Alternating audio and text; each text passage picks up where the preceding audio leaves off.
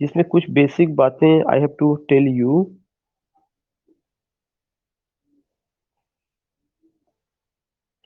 Rhetoric and prosody.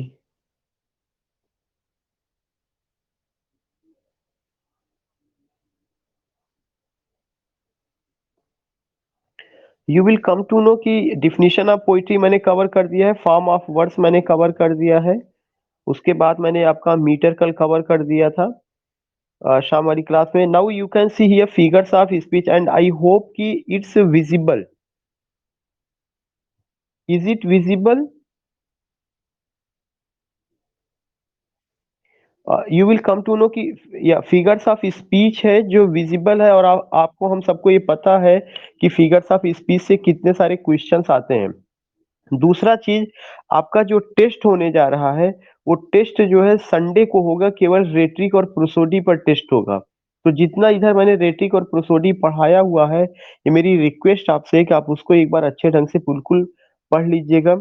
उसके videos भी मैंने पूरा आपको ग्रुप में भी डाले हुए हैं, टीच मिनट ऐप पर भी वीडियोस पड़े हुए हैं, उसका लिंक मैंने यहाँ शेयर कर दिया है। टीचमेंट ऐप पर भी आप जाएँगे तो सारे वीडियोज़ उसके जो अभी तक की क्लासेस हुई है, मैंने पूरे उसके वीडियोज़ यहाँ पे शेयर किए, उसका लिंक।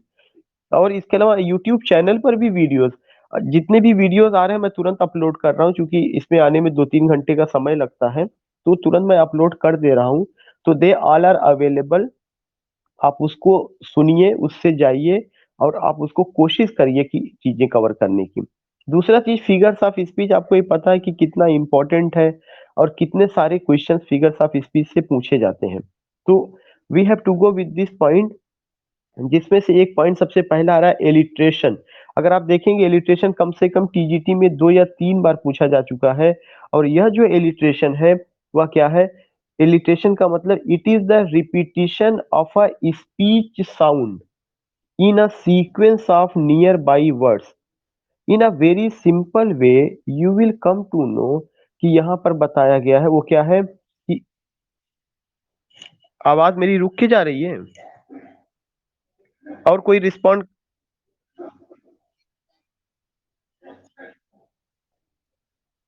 तो हो सकता है कि नेटवर्क की दिक्कत हो उस साइड से। और दो आई हैव यहाँ पे कानपुर में मेरे यहाँ नेटवर्क बहुत सही इस समय है, ऐसा दिक्कत तो नहीं है। फिर भी मैं एक्सप्लेन कर रहा हूँ, देखिए क्लियर होगा। एलिट्रेशन जो है एक फिगर ऑफ स्पीच है, और एलिट्रेशन के बारे में क्या कह रहे हैं? It is the repetition of a speech sound in a sequence of nearby words. Repetition का मतलब यहाँ पे क्या है आपको ये समझना है। It is the repetition of a speech sound. देखिए जब अक्षरों की पुनरावृत्ति होती है, अगर आपको याद होगा हिंदी में एक अलंकार बताया जाता है अनुप्रास अलंकार, और उसमें कहा जाता है कि अक्षरों की जो पुनरावृत्ति होती है, वही अक्षरों की पुनरावृत्ति ही क्या कहा जाता है? वही अक्षरों की पुनरावृत्ति ही आपका अनुप्रास का अलंकार होता है। तो अक्षरों की पुनरावृत्ति, लेकिन वे अक्षर ऐसे हो जिसमें सिमिलर साउंड निकलता हो, वही यहाँ पे कहा जा रहा है it is the repetition.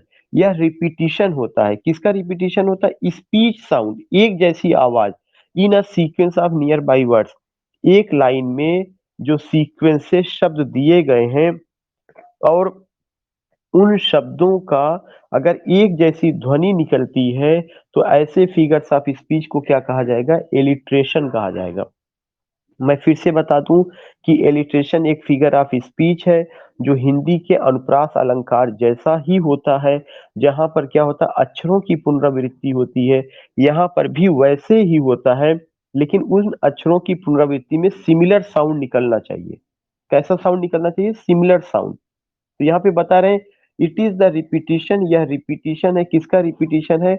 Of a speech sound, speech sound का, in a sequence of nearby words, जो नजदीक आए हुए शब्द हैं उनकी पुनरावृत्ति है। For example, fallen, fallen, fallen, fallen from his high state. गिरा मतलब आप खुद समझ सकते हैं कि एक शब्द को कितनी बार रिपीट किया गया। कौन सा शब्द है? Fallen, fallen, fallen. 4 बार से क्या 5 बार आया हुआ है। उसके बाद भी जो शब्द आ रहा है उसमें भी एफ का रिपीटिशन आ रहा है, फ्रॉम। फिर उसके बाद किसका रिपीटिशन आया हुआ है? एच का, हिज हाई स्टेट। तो you will come to know कि जो सिमिलर साउंड आ रहा है वो कौन सा सिमिलर साउंड आ रहा है, एफ और H, fallen fallen fallen from his high state. तो इस तरह के जो भी अक्षर आएंगे उनकी जो पुनरावृत्ति होती है, जो शब्दों की पुनरावृत्ति होती है, और वो शब्द नजदीक आए हों, एक ही लाइन में नजदीक आए हों, ऐसा ना हो कि बिल्कुल दूर एक शुरू में आ जाए एक लास्ट में, नहीं। उन अक्षरों की या शब्दों की पुनरावृत्ति बार बार होनी चाहिए, वे नजदीक आए हों और in a sequence of nearby words, तो उसको कहा जाएगा, क्या कहा जाएगा, alliteration. Again I would like to repeat कि alliteration is a type of figure of speech in which we find the repetition of a speech sound in a sequence of nearby words।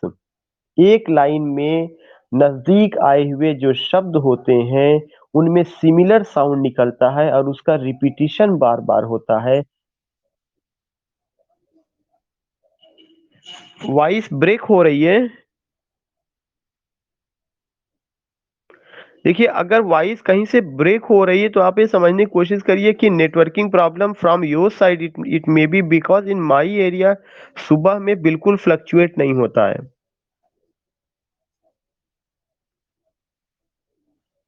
I think कि दीपक जी बोल रहे हैं ना। हाँ हाँ, हो सकता है उधर नेटवर्किंग प्रॉब्लम कुछ हो। तो it is the repetition of what, it is the repetition of a speech sound in a sequence of nearby words, fallen fallen fallen fallen fallen from his high state। Second is what, begot by butcher and by bishop broad.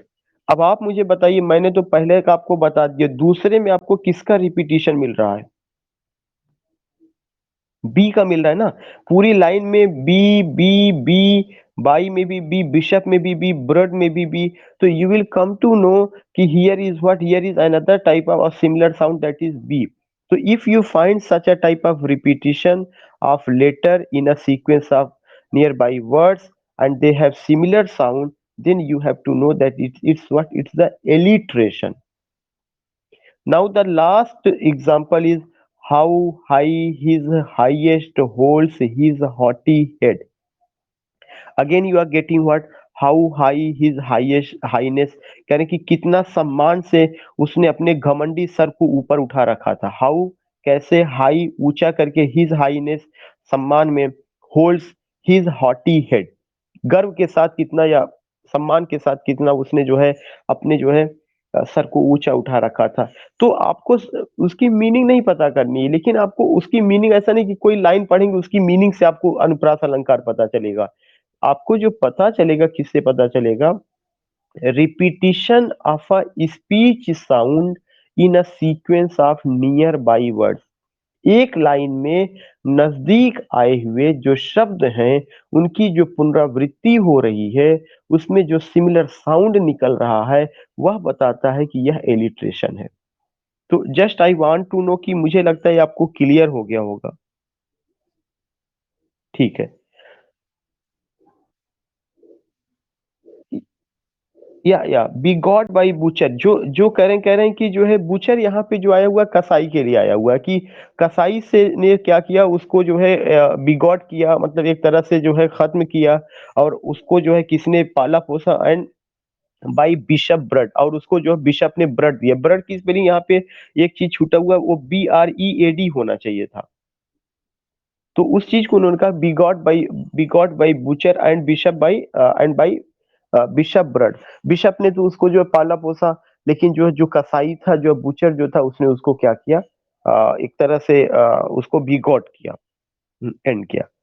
तो that is the point जो आपको यहाँ पे, तो मेरे ख्याल से मैं दूसरा कवर करूं, ओनोमेटोपी।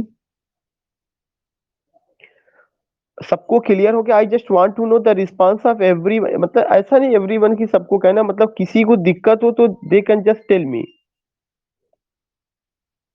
अच्छा ठीक है।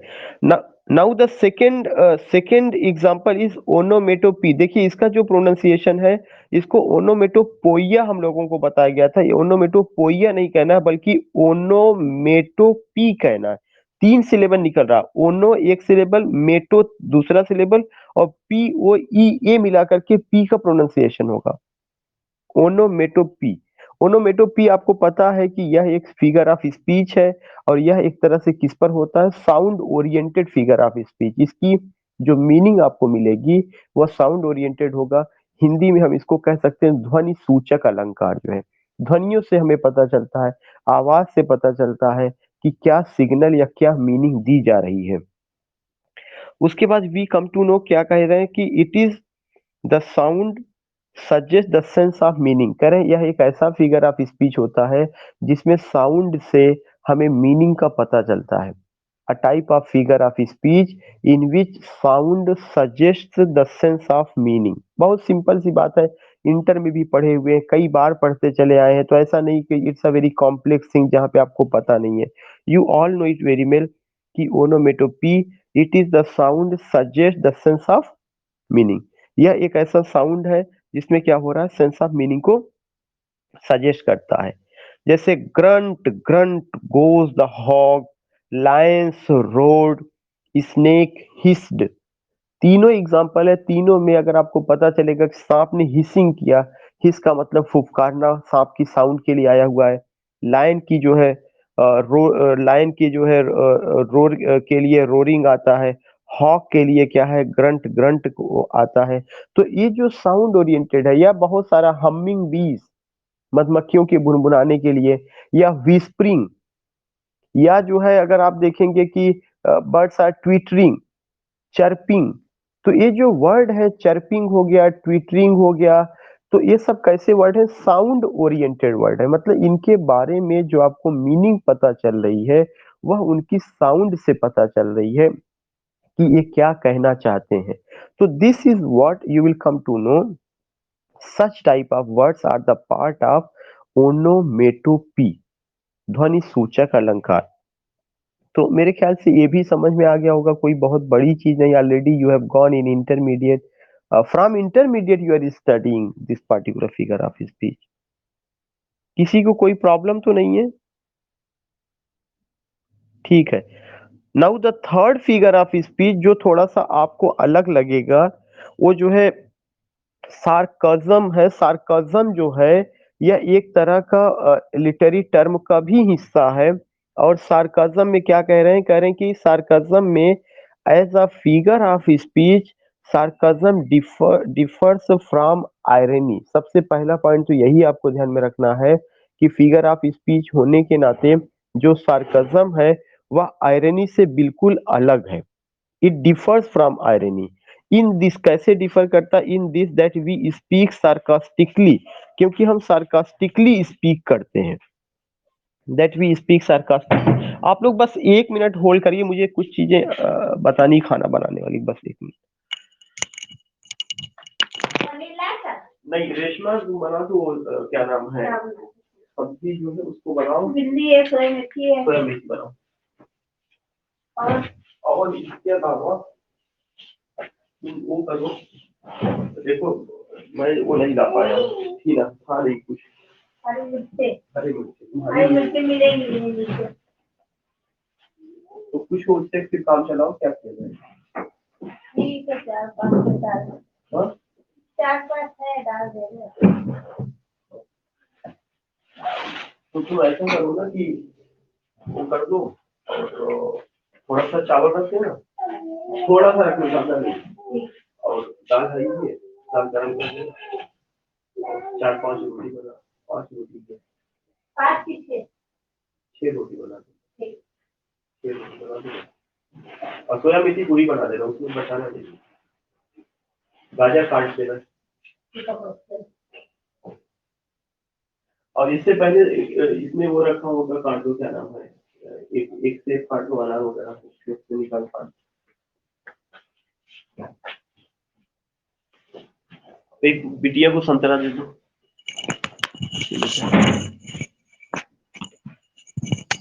एक से काट देगा ना, हाँ, और एक उसको संतरा दे दो। मेरी आवाज अब जा रही है आपको? हेलो? हाँ हाँ, एक्चुअली थोड़ा सा डिस्टर्ब होता तो हमने कहा तो पहले वो कर दो। जो सार्कस जो सार्कास्म है उसमें ये कह रहे हैं कि as a figure of speech, अगर एक फिगर ऑफ स्पीच के रूप में देखा जाए तो सार्कास्म डिफर्स फ्रॉम आयरनी। सबसे पहला चीज आपको ध्यान में रखना है कि आयरनी से यह अलग होता है। In this that we speak sarcastically, और हम इसमें कैसे बात करते हैं, सार्कास्टिकली बात करते हैं। अब आप कहेंगे कि सार्कास्टिकली क्या बात होती है। सार्कास्टिकली इस तरह से बात होती है कि जो आप कहना चाहते हो उसमें वही मीनिंग निकलती है। जो सार्कज़्म है, यह एक तरह का आप समझिए कि व्यंग जैसा होता है, और इसमें जो आप कहना चाहते हैं वही मीनिंग निकलती है। लेकिन आयरनी में जो आप कहना चाहते हैं वो मीनिंग नहीं निकलती, जो आप नहीं कहना चाहते वो मीनिंग निकलती है। दोनों चीजें मैं बहुत अच्छे ढंग से क्लियर कर दूंगा। आगे कह रहे हैं कि we read exactly what we say. इसमें सबसे इंपॉर्टेंट चीज क्या होता है, हम जो है वही जो हम कहते हैं उसका वही अर्थ निकलता है। तो फिर से मैं एक्सप्लेन करना चाहता हूँ। सार्काज्म एक तरह का फिगर ऑफ स्पीच है जो आयरनी से अलग होता है। इसकी खासियत क्या होती है, इसकी खासियत यह होती है कि इसमें जो भी आप कहना चाहते हैं वही एग्जैक्ट मीनिंग निकलती है। फिर कह रहे हैं कि but we say it is such a way as to excite contempt or ridicule. ये लाइन बहुत इंपॉर्टेंट है कि सार्कज्म को इस तरह से कहा जाता है कि जैसे या तो हम कंटेम्प्ट करने के लिए, कंटेम्प्ट का मतलब होता है कि घृणा, या तो रिडिक्यूल, रिडिक्यूल का मतलब होता है हंसी उड़ाना। या तो हम किसी आदमी की आलोचना करने के लिए या उसकी हंसी उड़ाने के लिए, या तो किसी आदमी के प्रति अपना जो है द्वेष, एंगर, कंटेम्प्ट उसको निकालने के लिए यूज करते हैं। या तो किसी की रिडिक्यूल, रिडिक्यूल का मतलब होता है हंसी उड़ाना, उसके लिए करते हैं। जैसे जो है, अगर मैं ये बात कहूं कि यहाँ पे लिखा हुआ ही सेव्ड अदर्स, उसने दूसरों को तो बचा लिया, himself he cannot save, लेकिन खुद को नहीं बचा पाया। अब आप ये बताइए कि he saved others, himself he cannot save, या himself he could not save, जो भी लिखा हुआ है।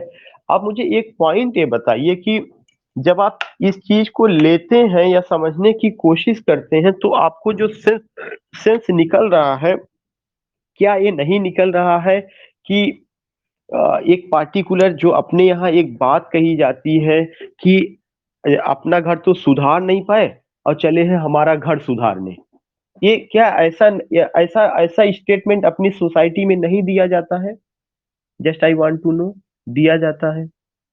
तो आप ये बताइए, जब आप इस तरह का स्टेटमेंट पाते हैं तो आपको क्या लगता है, इस तरह के जो भी स्टेटमेंट पाया जाता है उसमें ये टोन पता चलती है कि इसमें एक कंटेम्प्ट है। एक एक एक इसमें कंटेम्प्ट है कि थोड़ा आदमी गुस्से में ये बात कह रहा है कि अपना घर तो सुधार नहीं पाए और चले हैं मेरा घर सुधारने। या जो है कहते हैं कि खुद तो इतना बुरे हैं और हमको नसीहत दे रहे हैं। ये जितना भी मैं आपको स्टेटमेंट, बहुत ही सिंपल वे में आपको बता रहा हूँ, ये जितने भी स्टेटमेंट दिए जा रहे हैं यह सबका सब क्या है, सार्काज्म है। और इसमें क्या मतलब है, इसमें यह इंडिकेट करता है या तो आप उसकी हंसी उड़ाते हैं या तो आप अपना एंगर उसके प्रति शो कर रहे हैं कि खुद तो सुधरे नहीं और हमारे सुधरने की बात कर रहे हैं। कंफर्म हो रहा है? या जो है क्या कहते हैं कि जैसे हम लोग बहुत सारी की अपनी लंका तो जला डाले और हमारी लंका जो है बचाने के लिए पानी लेके आ रहे हैं। बहुत सारे ऐसे आपको एग्जाम्पल मिलेंगे। वही सेम चीज यहाँ पे कहा गया। If you get such a type of example, it means that वहां पे किसका आ रहा है, वहां पे सार्काज्म आ रहा है। बस आपको दो पॉइंट ध्यान में रखना है। सार्काज्म में जो कुछ कहा जाता है वही होता है, आयरनी में जो कहा जाता है वह नहीं होता है। मैं अभी आयरनी यहीं क्लियर कर दूंगा, यद्यपि आयरनी बाद में आएगा, लेकिन मैं उसको यहीं क्लियर करूंगा। दूसरा चीज आपको ये समझने की कोशिश करना है कि सार्काज्म जब भी कहा जाता है तो उसका उद्देश्य क्या होता है, ईदर टू शो कंटेम्प्ट और रिडिक्यूल। ये दो वर्ड आप ध्यान में रखिएगा। या तो आलोचना करने के लिए कही जाती है या तो हंसी उड़ाने के लिए, रिडिक्यूल के लिए। ईदर टू शो कंटेम्प्ट और रिडिक्यूल। नेक्स्ट जो, आवाज मेरी कट रही है?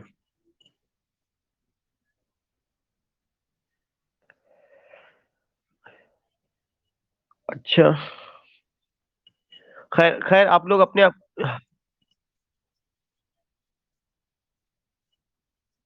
मैं फिर से मैडम रिपीट कर दे रहा हूँ, आप लोग अपने आप को पहले म्यूट कर लीजिए, सब कोई म्यूट कर लीजिए। मैं फिर से बता रहा हूँ, अभी भी कोई ऐसा जो म्यूट या सार्काज्म जो है, यह एक ऐसा फिगर ऑफ स्पीच है जो आयरनी से अलग होता है, नंबर वन पॉइंट। दूसरा पॉइंट यह है कि सार्काज्म में जो कुछ कहा जाता है वही होता है, नंबर टू पॉइंट। सार्काज्म का जो यूज किया जाता है वह किसके लिए किया जाता है, ईदर टू शो कंटेम्प्ट और रिडिक्यूल, या तो कंटेम्प करने के लिए, आलोचना करने के लिए, या तो रिडिक्यूल करने के लिए, हंसी उड़ाने के लिए। मैंने कई एग्जांपल अभी आपको दिया कि जैसे वो कहते हैं कि he saved himself, he saved others but could not saved himself, वह दूसरों को तो दूसरों को तो बचा लिया, अपने आप को नहीं बचा पाए। फिर मैंने बताया कि अपने भारतीय कल्चर में ये कोटेशन हमेशा कहा जाता है कि अपने को तो सुधार नहीं पाए, चले हैं हमें सुधारने, या अपना लड़का तो जो है इनका लड़का हाथ से निकल गया और हमें नसीहत दे रहे हैं कि हम अपने लड़के को कंट्रोल में रखें। ये जितने स्टेटमेंट दिए जाते हैं वो सब के सब क्या है, सार्काज्म है। अब आप बताइए, अगर इसके बाद भी दिक्कत हो तो let me explain in other way. या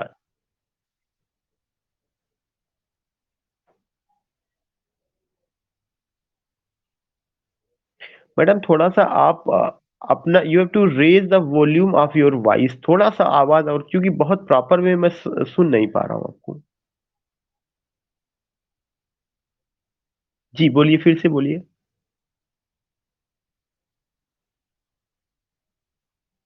आवाज मेरी जा रही है मैडम? हाँ आप बोलिए, क्या कह रही थी आप?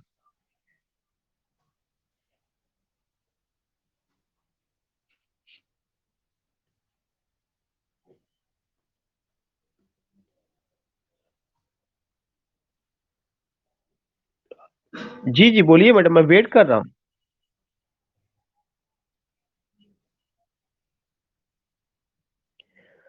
प्रोवर्ब का यूज कैसे जो है प्रोवर्ब का यूज कर सकते हैं?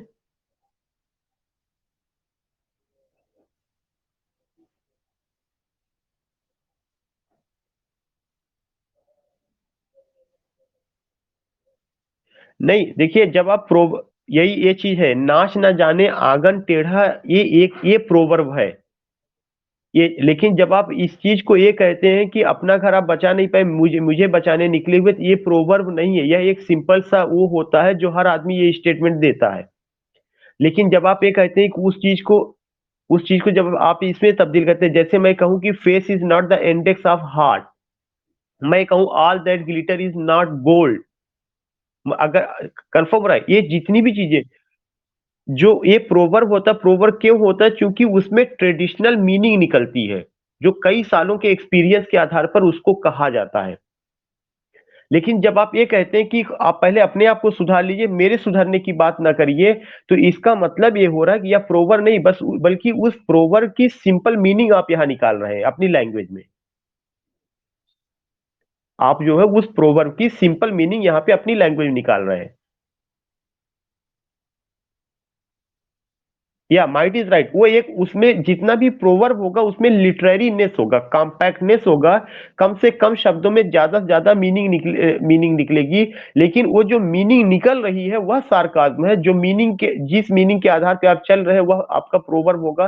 प्रोवर्ब एक बहुत एक्सपेरिमेंट के बाद, बहुत एक्सपीरियंस के बाद जाकर के जो है आता है। तो प्रोवर्ब एक ऐसा स्टेटमेंट होता है जिसके लिए कहा जाता है शॉर्ट एंड पिथी स्टेटमेंट, छोटा, और वह पिथी स्टेटमेंट होगा, इनडायरेक्ट उसमें सेइंग होगा। लेकिन सार्काज्म में जो होता है वह इनडायरेक्ट सेइंग नहीं होता, बल्कि वही प्रोवर्ब की मीनिंग ही होती है जो डायरेक्ट सेइंग होता है। ताना भी करना हो सकता है, किसी की हंसी उड़ाने में भी हो सकता है, खुद आपका अपना एंगर भी हो करना, अगर आप उसको सही से समझे तो बिल्कुल कहीं ना कहीं ताना ही हो सकता है, क्योंकि सटायर अगर व्यंग होगा तो एक तरह के ताने में ही निकल आएगा, एक सिचुएशन वो ऐसी पैदा करता है जहां पे हम उसको समझ सकते हैं। क्योंकि हम अगर अगर हम इस तरह की एग्जांपल आपको नहीं देंगे जो हमारी अपने समाज के हैं, तो सार्काज्म को शायद हम उस तरह से बेहतर ढंग से नहीं समझ पाएंगे। हाँ, तो उसके बाद जो है क्या होता है कि एक और चीज जो है, आयरनी एक फिगर ऑफ स्पीच है जो यहीं पर है। और आप आज आप ये समझ लीजिए कि आयरनी जिसे हम लोग समझते हैं कि ये आयरनी है, उसमें और उसकी डिफिनीशन में बहुत अंतर है। पहले मेरी बात ध्यान से सुनिएगा। अगर आपको लगता है तो मैं एक एक वर्ड उसका लिखवा दूंगा, लेकिन पहले मेरी बात ध्यान, उस पे ना जाइएगा जो वहां पे लिखा हुआ, मैं अपने शब्दों में बता रहा हूँ। आयरनी एक फिगर ऑफ स्पीच होती है जिसमें दो मीनिंग निकलती है। कितनी मीनिंग निकलेगी? दो मीनिंग। एक मीनिंग होती है मीनिंग ऑन सरफेस, और एक मीनिंग होती है meaning under surface. Meaning on surface का मतलब होता है कि जो हमें दिखाई पड़ रहा है। मीनिंग अंडर सरफेस का मतलब ये होता है जो हमें नहीं दिखाई पड़ रहा है। मतलब ये हो गया कि यह एक ऐसा फिगर ऑफ स्पीच होगा जिसमें जो है दो तरह की बातें कही जाएगी। एक बात तो वह होगी जो खुल करके मेरे सामने कही जा रही, मुझे दिखाई पड़ रही है, लेकिन एक उसकी और मीनिंग निकलती है जो छुपी रहती है। लेकिन उसकी सबसे बड़ी खासियत है कि जो छुपी हुई मीनिंग है वही रियल मीनिंग होती है। बाकी जो कहा जा रहा है, जो दिखाई पड़ रहा, वह रियल मीनिंग नहीं होती है। तो मैंने आपको क्या बताया कि irony is a figure of speech which contains two meanings, meaning on surface and meaning under surface. लेकिन जो अंडर सरफेस है, जो छुपी हुई है, meaning under surface is more important rather than meaning on surface. जो मीनिंग छुपी हुई है वह ज्यादा इंपॉर्टेंट है किसकी तुलना में? जो मीनिंग हमें बाहर दिखाई पड़ रही है। मैंने अपने हर लेक्चर में, ऐसा कोई वो नहीं होगा, मैंने हमेशा जो एक मूवी का एग्जांपल दिया, वो उसकी एक सीन है जो पूरा आयरनी पर ही बनाई गई थी। उस मूवी का नाम है शोला और शबनम। अगर आप उस मूवी को देखेंगे तो उसका जो विलेन है उसमें गुलशन ग्रोवर है। गुलशन ग्रोवर काफी बड़ा विलेन उसमें उसने रोल प्ले किया हुआ है। और एक ऐसी सीन दिखाई जाती है कि मंदिर में वह देवी को आरती करता रहता है, और या समथिंग, उसको कुछ देवी को जो है some petals of rose he was scattering, कुछ जो है गुलाब की पंखड़ियां उनको देता रहता है, वो करता रहता है। क्या होता क्या है कि उसको गिरफ्तार करने के लिए कुछ पुलिस वाले जाते हैं, 6 पुलिस वाले, कुछ का मतलब 6 पुलिस वाले। तो शायद ऐसा है कि जब तक कोई पूजा पाठ करता रहेगा तो उसको गिरफ्तार नहीं किया जा सकता, जब वह पूजा पाठ कर लेगा तभी उसको गिरफ्तार किया जाएगा। तो पुलिस वाले खड़े हैं वहां पे अपना गन वगैरह लेकर के कि वो किसी तरह से पूजा कंप्लीट करे, तब उसको, वो क्या करता है, पूजा करते करते ही देखता है अपनी दाहिनी ओर की 3 पुलिस वाले हैं, बाईं ओर 3 पुलिस वाले हैं। अचानक वो क्या करता है कि उसी गुलाब के फूल के नीचे वह पिस्टल रखा रहता है, और तुरंत टर्न होता है, 6 पुलिस वाले को मार देता है। अब आप कहेंगे सर इसमें आयरनी क्या है? इसमें आयरनी ये है कि जो गुलाब, जिस थाली में उसने गुलाब का फूल रखा था, वह मीनिंग यही दे रही थी कि यहाँ पे केवल गुलाब का फूल है, लेकिन उस गुलाब के फूल के नीचे जो है रियल मीनिंग थी। वह कौन सी मीनिंग थी? कि वह विलेन है, उसने औजार भी, हथियार भी रखा था, पिस्टल भी। तो जो नीचे वाली मीनिंग थी कि पिस्टल, वह चीज ज्यादा इंपॉर्टेंट है, और उसी चीज को वह दिखाने के लिए इतने सारे प्रोग्राम डायरेक्टर ने आयोजित किए। देवी की आरती, गुलाब का फूल, तमाम चीजें। यह आयरॉनिकल सीन होती है, यह आयरॉनिकल प्रेजेंटेशन होता है। तो मेरे ख्याल से इस एग्जाम्पल के बाद आपको ये चीज क्लियर हो जाएगी। मैकबेथ जो है पूरा का पूरा आयरनी से भरा हुआ है। मैकबेथ में लेडी मैकबेथ मैकबेथ से कहती है, be serpent under the flower. Same वही चीज वहां पे आई, ये शोला और शबनम वाली। बाहर से तुम देखने में फूल जैसे हो, लेकिन अंदर से क्या होना चाहिए कि फूल के नीचे छुपे हुए सांप जैसे तुम्हें होना चाहिए। और यही सबसे खतरनाक पोजीशन इंसान की होती है, क्योंकि इस कंडीशन में आप इंसान को जान नहीं पाते। There are so many people who come in your life, and they always polish you, refine you, they talk in a very greasy and palmy way. You will come to know कि इस तरह की चिकनी चुपड़ी बातें करने वाले जो लोग होते हैं, you can't understand their nature, and they become what, वे बहुत ज्यादा डेंजरस हो जाते हैं। किंग डंकन के साथ क्या हुआ था? किंग डंकन के साथ मैकबेथ ने यही तो काम किया। अगर डंकन को ये पता चल जाता कि मैकबेथ इतना खतरनाक है, तो वह उसके पैलेस में क्यों आता? लेकिन जब वह उसके पैलेस में आया तो बीबी और उसकी अपनी क्या नाम है कि उस मैकबेथ खुद जो है मिल करके क्या कहते हैं कि अरे सर ये तो सर सब आपका ही दिया हुआ है, बीबी बच्चे जो कुछ भी है, मतलब आई एम जस्ट सेइंग कि मेरे पास जो भी सम्मान है, जो भी मेरा अपना रुतबा है, जो भी मेरे पास पैसा है, जो नेम है, फेम है, सब आपने ही दिया है। हम तो आपके गुलाम हैं, आप जब चाहेंगे इसे ले लेंगे। ये तो एक मीनिंग निकल रही है, लेकिन एक और मीनिंग वहां पर थी कि आज ही रात में उसका कत्ल भी करना था कॉन्फिडेंस में, इसी तरह की चिकनी चुपड़ी बातें करके। So what I want to say कि आयरनी एक फिगर ऑफ स्पीच है। आप चाहिए तो इसको लिख लीजिए मेरी अपनी मतलब लैंग्वेज में जो मैं बताना चाहता हूं। It's a type of figure of speech which contains two meanings,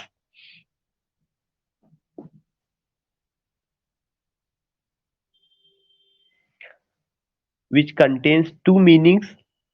पहला मीनिंग ऑन सरफेस,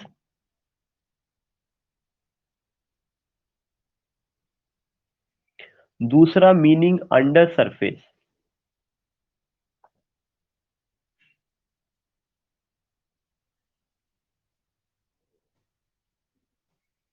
पहला मीनिंग ऑन सरफेस, दूसरा meaning under surface.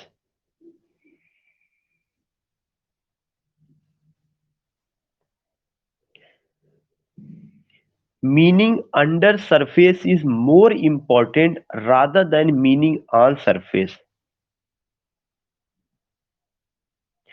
meaning under surface is more important rather than meaning on surface।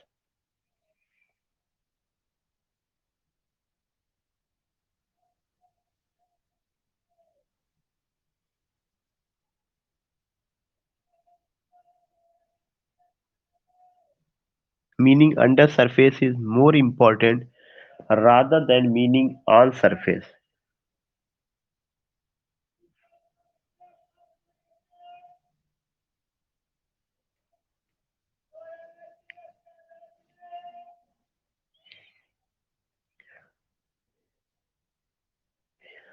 आप for example के लिए समझने के लिए अपने लिए लिख सकते हैं कि be serpent under the flower.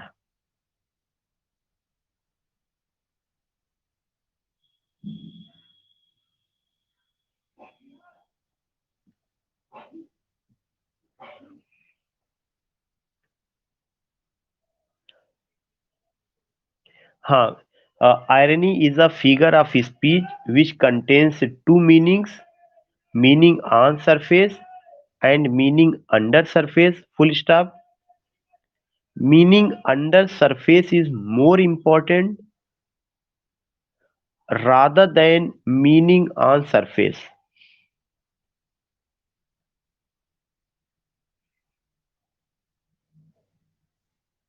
तो you will come to know कि दोनों में ये डिफरेंस होता है और हमें ये समझना चाहिए। और उसमें मैंने आपको समझा दिया कि हाँ कैसे पूरा का पूरा मैकबेथ आयरनी से भरा हुआ, जितनी चिकनी चुपड़ी बातें की गई हैं दोनों के, लेडी मैकबेथ और मैकबेथ के द्वारा, वो सब का सब आयरॉनिकल है। अगर आपको याद होगा एक लाइन वहां पे बोली गई, there is no art to find the mind's construction.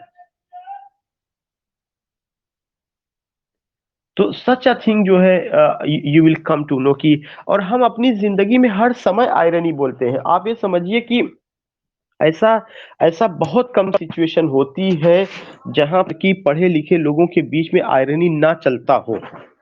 बहुत सारी जगहों पर इवन जो मार्केटिंग होता है वो पूरा मार्केटिंग जो है आयरनी पर बेस्ड ऑन है।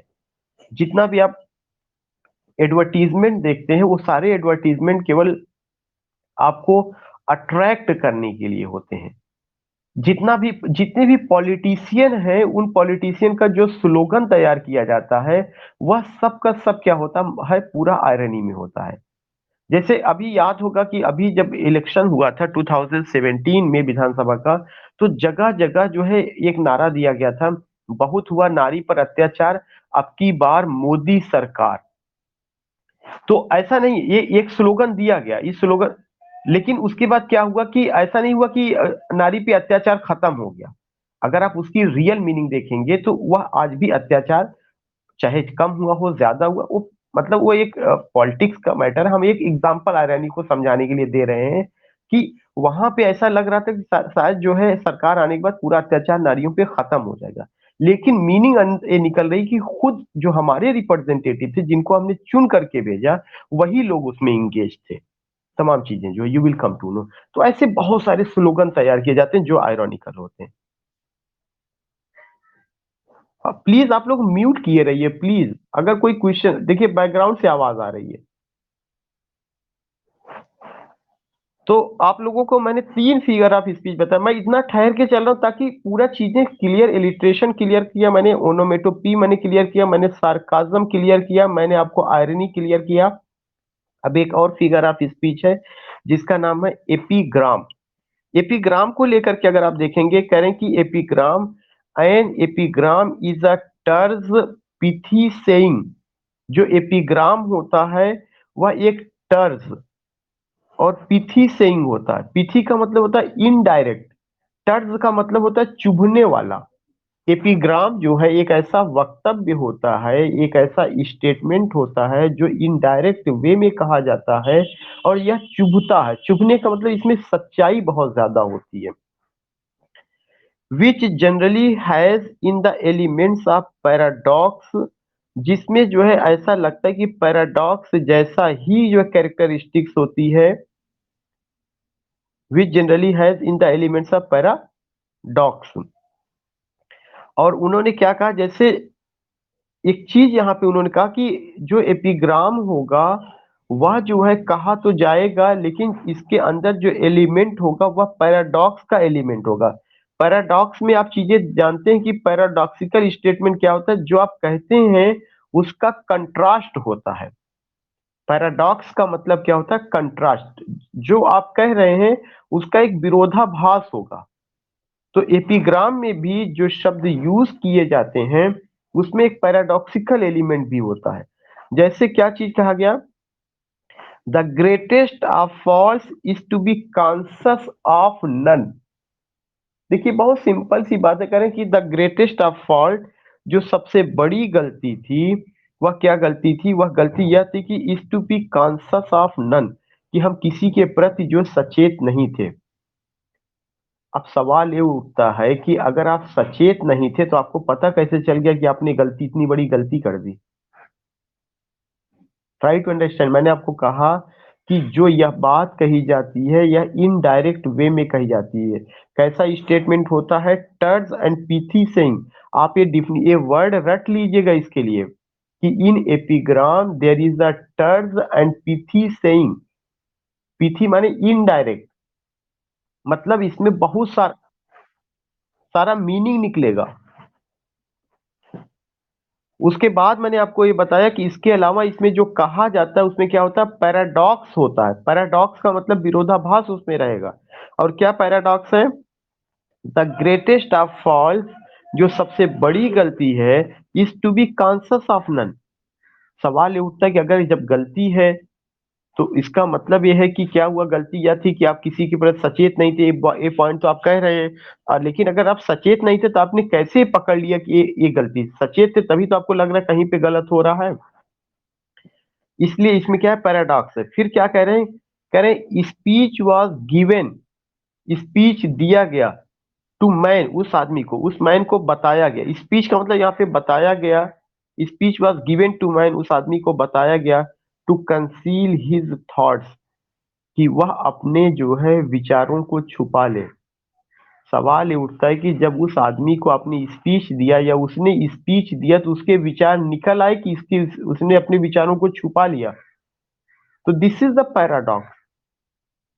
जो आप इसमें कहते हैं उसके कहने का अपोजिट निकलता है, लेकिन अपोजिट वर्ड नहीं होगा। दोनों में आपको ध्यान में रखना है, अपोजिट वर्ड नहीं होगा बल्कि कंट्रास्ट होगा, कंट्रास्ट इन मीनिंग। तो आप ये पॉइंट लिख लीजिएगा कि जो जो एपिग्राम है, it is the indirect saying which has paradoxical element. आप सिंपल लैंग्वेज में लिख लीजिएगा, indirect saying which has paradoxical element.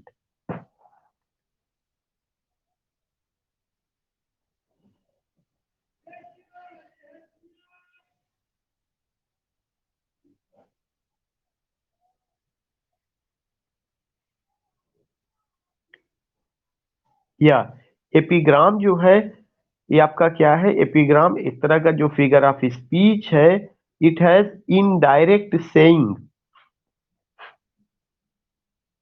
Indirect saying with paradoxical elements.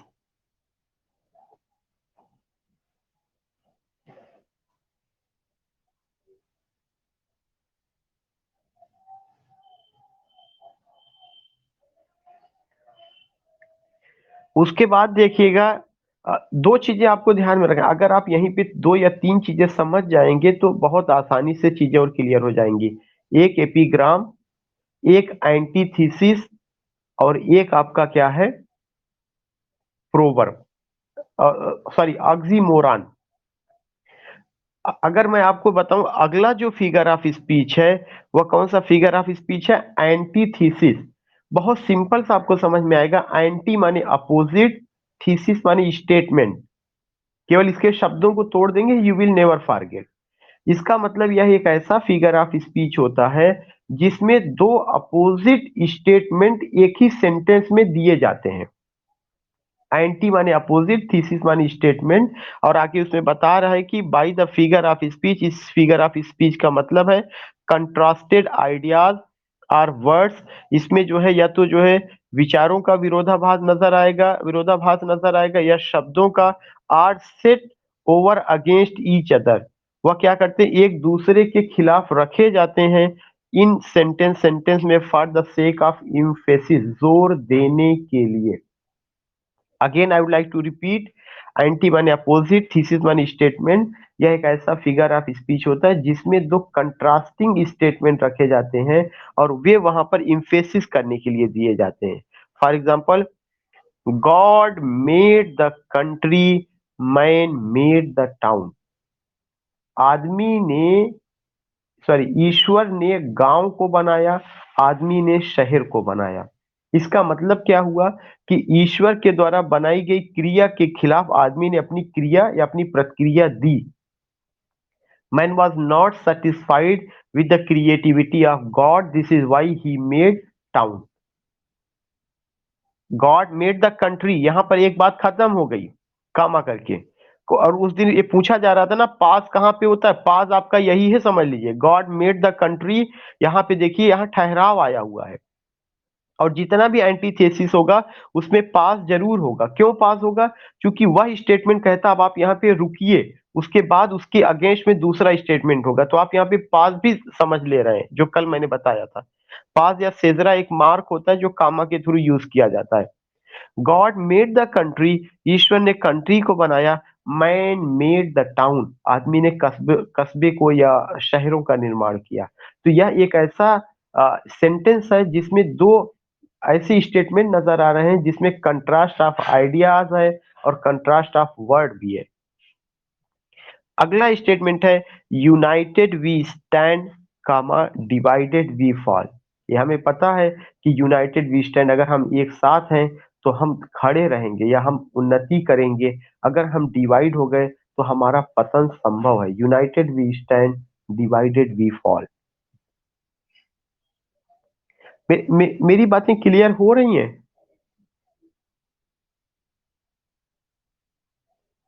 तो you will come to know कि these are the figures of speech, जो हमें समझने की कोशिश करना है कि एंटीथीसिस में क्या होगा, अपोजिट स्टेटमेंट होता है।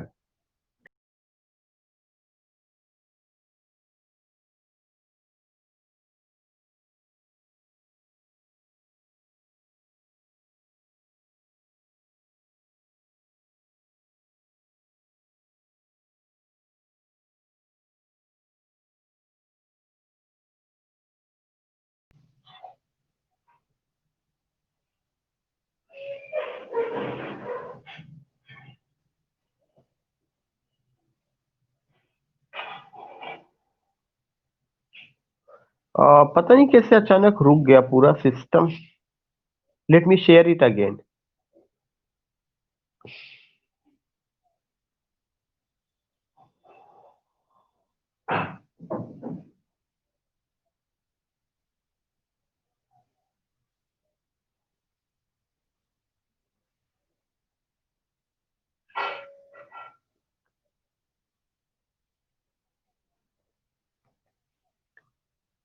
Now I think now it's visible.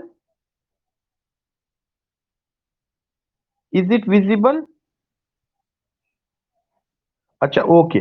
So I am telling you कि एंटीथीसिस में अपोजिट स्टेटमेंट का खेल है।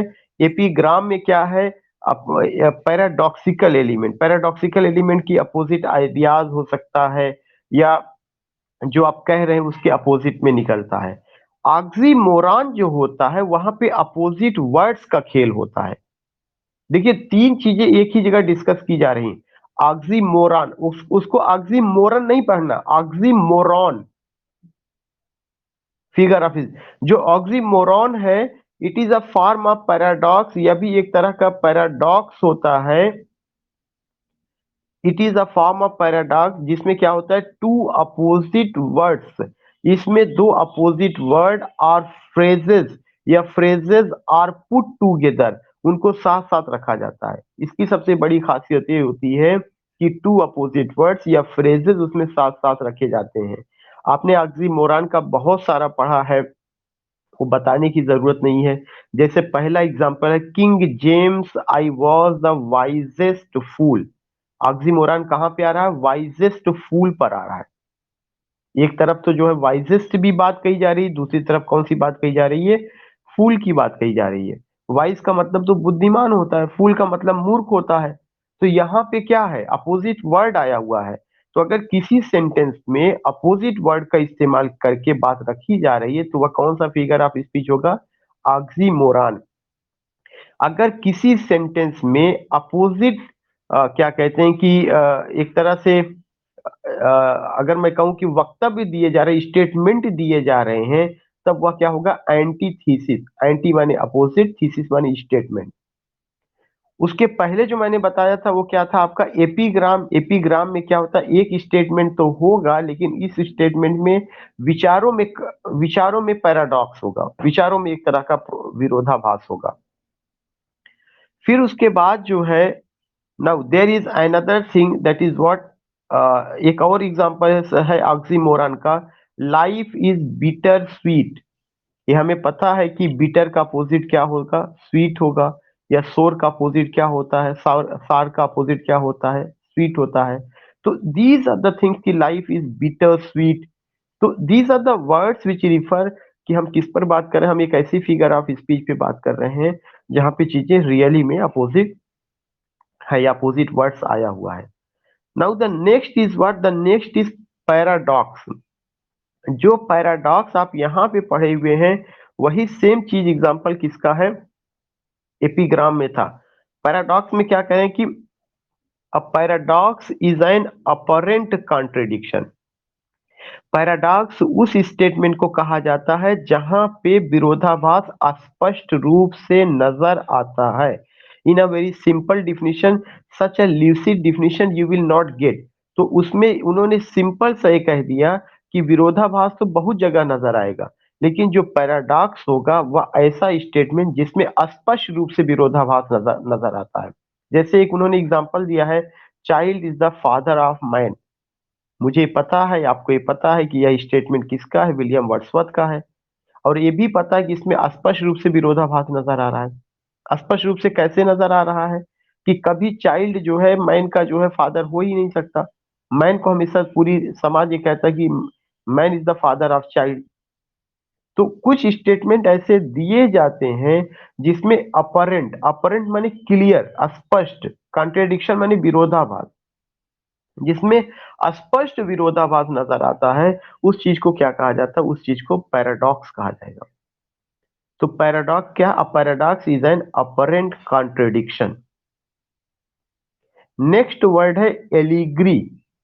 एलिग्री के लिए देखिए दिया गया है कि it is a long story with a secondary meaning. बस इतना याद करना है। एलिग्री जो होती है यह एक तरह का स्टोरी होगा जिसमें द्विअर्थी मीनिंग निकलेगी, सेकेंडरी मीनिंग भी निकलेगी। जो बताया जा रहा है उसके अलावा एक और मीनिंग निकलेगी। फॉर एग्जाम्पल के लिए, अगर आप एप्सलम एंड एचिटाफेल जॉन ड्राइडन का पढ़ेंगे तो वह पॉलिटिकल एलिग्री है। वहां पे एक कहानी चार्ल्स सेकंड से जोड़ी गई है, तो दूसरी कहानी उसी की दूसरी कहानी किंग डेविड से जोड़ी गई है। तो आपको केवल इतना ही लर्न करना है कि एलिग्री जो है या क्या है, ये फिगर ऑफ स्पीच नहीं एलिग्री, यह एक टर्म है जो यहाँ पे रखा गया है। Allegory is a long story with a secondary meaning. इसके अलावा आपको कोई शब्द उसके लिए लर्न नहीं करना है। A long story with a secondary meaning, एक लंबी कहानी जिसमें दूस जो कहानी बताई जा रही है उसके पैरेलल एक और कहानी चलती है या एक और कहानी का अर्थ निकलता जाता है। मेरे ख्याल से क्लियर हो रहा आपको?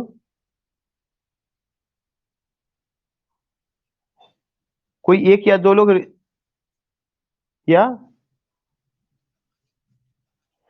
कहानी के अंदर, या बिल्कुल कहानी के अंदर एक कहानी होती है जो उसी के पैरेलल होगी, मतलब उसी से ही मिलती जुलती होगी। जो घटना उस कहानी में है वैसी ही घटना दूसरी कहानी में कहीं ना कहीं वैसी ही दिखाई जाएगी।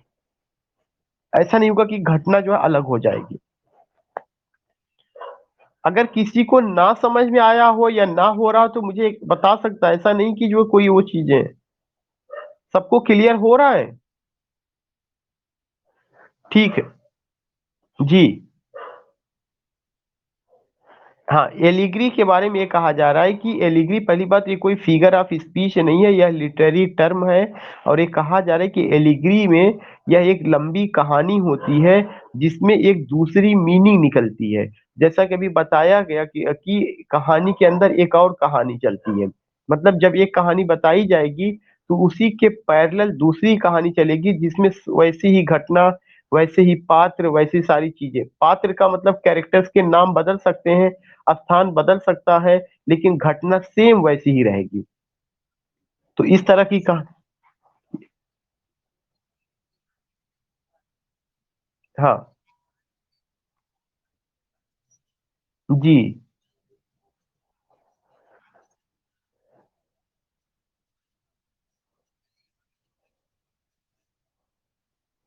नहीं, आप ये समझने की, अब आपको मैं और क्लियर कर रहा हूं। आप ये समझने की कोशिश करिए कि if you take my own example, कि मैं शमीम हूं।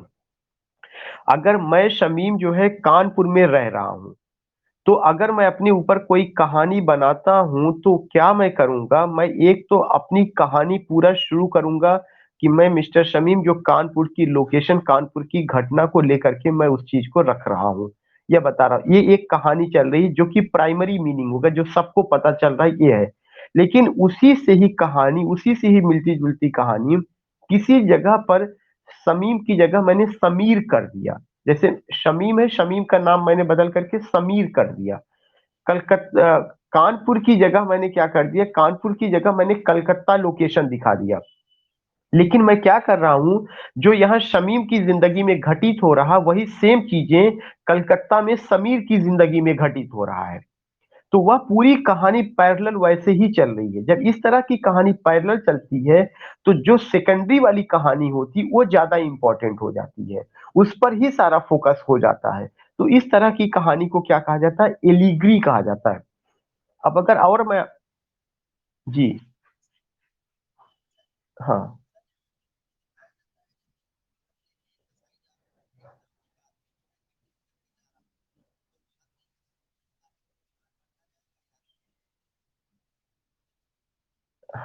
हाँ, नहीं, देखिए, ये जब आप वो करते हैं तो आपको ये समझने की कोशिश करना है कि वहां पे आपने कैरेक्टर बदल दिया है। कहानी आपका इवेंट तो वही है, लेकिन जो एलिग्री होगा, एलिग्री वो आपने सिंबॉलिक बात कही है, that is symbol. Try to understand. वो कहानी नहीं, वो एक सिंबल है जहां पे सिंबॉलिक वे में दिया गया, और वह एक छोटी सी सीन आपने बताई है। एलिग्री जो होगा इसमें बताया जा रहा है कि एक लंबी कहानी होती है, जैसे 3 घंटे उसमें, जो 3 घंटा की कहानी आपका जो पूरा मूवी में चल रहा है उसी के पहले 3 घंटे का दूसरा भी चलना चाहिए। ये जो आपने बताया वह एलिग्री ना होकर के सिंबल है। सिंबल में भी ऐसे ही होता है, लेकिन सिंबल क्या होगा, एक छोटी सी घटना या छोटा सा कोई कैरेक्टर होगा, उस वहां पे लेके उसको बदला जाता है। उस पे मैं बाद में बात करूँ। अच्छा हुआ आपने जिक्र किया, ताकि ये चीजें क्लियर हो जाए, what is symbol and what is allegory. Allegory में हाँ। जी।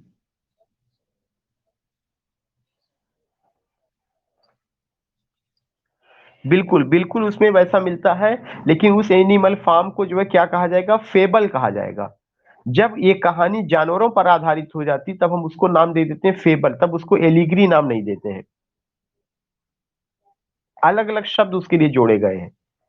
सब वही होगा, लेकिन आपने जैसे अगर मैं एनिमल फार्म की बात बताऊँ तो एनिमल फार्म में अगर आप देखेंगे तो एनिमल फार्म में एक चीज़ ये आता है कि जितने एनिमल के हैं वे सब के सब क्या है, चाहे कार्ल मार्क्स का हो, चाहे लेनिन का हो, चाहे स्टालिन का हो, कैरेक्टर्स राइटर के दिमाग में वही है, लेकिन राइटर ने डर के मारे उनको डायरेक्ट नहीं रखा बल्कि उसके पैरेलल उसने क्या कर दिया और जानवरों की कहानी ला करके दे दी है। तो जब कहीं पर जानवर एनिमल जैसा बिहेव करने लगता है तब उसको क्या कहा जाता है? फेबल कहा जाता है। वो वर्ड अभी आएगा, नीचे होगा दिया हुआ।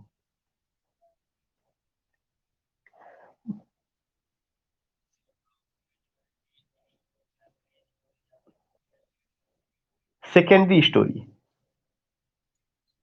सेकेंडरी। आपको आप ये बताइए, आप में से कितने लोग ऐसे हैं जो एप्सलम एंड एचिटाफेल पढ़े हैं?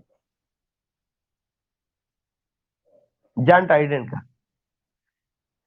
अगर आप एप्सलम एंड एचिटाफेल की स्टोरी को देखेंगे तो पूरी स्टोरी में किसके बारे में बात की जाती है? किंग डेविड के बारे में। और किसके बारे में बात की जाती है? इजराइल के बारे में बात की जाती है।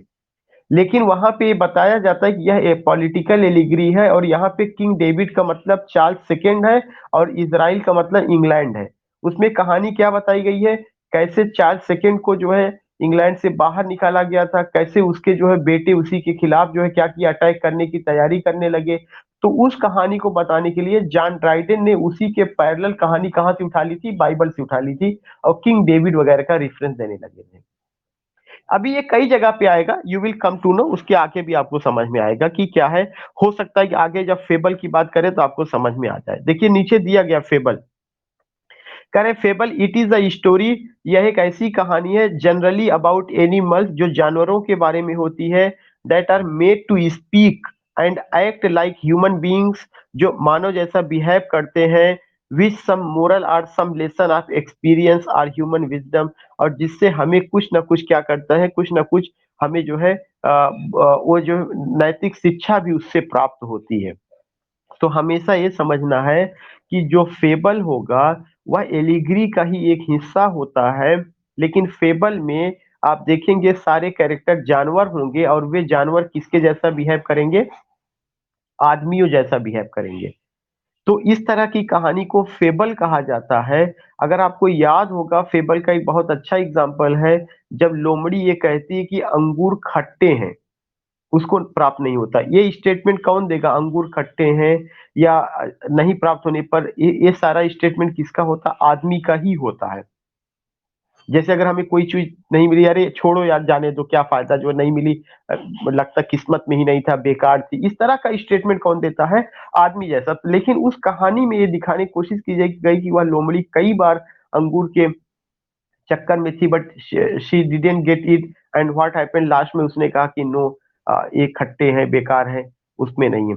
ऐसे ही अभी हम लोग बात कर रहे थे, या अगर आपको याद होगा इंटरमीडिएट में आपने एक पोयम, एक एक स्टोरी पढ़ा है, जॉर्ज रैमजे टॉम रैमजे वाला, the ant and the grasshopper, W S Maugham का शायद था क्या?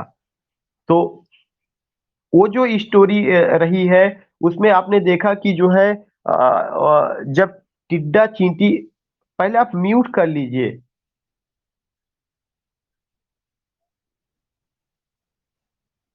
आप लोग प्लीज म्यूट कर लीजिए, जब मेरा पूरा सेंटेंस कंप्लीट हो जाया करे तब रिस्पांस किया करिए, जो है तो वो ज्यादा बेहतर होगा। मैं ये बता रहा था कि वो जो स्टोरी है the ant and the grasshopper, you will come to know कि वहां पर जब टिड्डा चींटी के पास जाता है और कहता है कि मुझे तुम कुछ खाना दे दो, बरसात आ गई है, तो चींटी उससे कह पूछती तुम क्या कर रहे थे? तो कह रहा था कि मैं अभी गा रहा था। तो चींटी कहती अब तुम डांस करो, जाओ नाचो। ये जो बातें होती कौन करता है? इंसान करता। वो उतना एपिसोड, केवल the ant and the grasshopper से रिलेटेड जो एपिसोड है वह फेबल है। इसी तरह से हाई स्कूल में आपने एक पोयम पढ़ी थी, the the mountain and the squirrel. उसके बीच की लड़ाई झगड़ा दिखाया जाता है, गिलहरी और माउंटेन का, कि दोनों कैसे करते हैं। तो ये जो उनका बिहेवियर था वह ह्यूमन बीइंग्स का बिहेवियर था। तो इसका मतलब कोई ऐसी कहानी जिसमें जानवर जो है ह्यूमन बीइंग्स जैसा बिहेव करें और आपको कोई नैतिक एजुकेशन दी जाए, तो उस कहानी को क्या कहा जाता है? फेबल कहा जाता है। अब आप रिस्पॉन्ड दे सकते हैं अगर किसी को कुछ कहना, वन बाय वन। ठीक। और किसी को कुछ कहना है?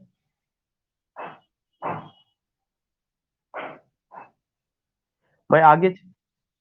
हाँ जी।